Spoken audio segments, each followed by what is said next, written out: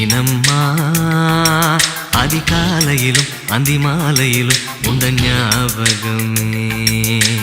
அம்மம்மா முதல் பார்வையிலே சொன்ன வார்த்தையெல்லாம் ஒரு காவியமே. சின்ன சின்ன ஊடல்களும் சின்ன சின்ன மோதல்களும் மின்னல் போல வந்து வந்து போகும். மோதல் வந்து ஊடல் வந்து முட்டிக்கொண்ட போதும் இங்கு காதல் மட்டும் காயமின்றி வாழும். இது மாதங்கள் நாட்கள் செல்ல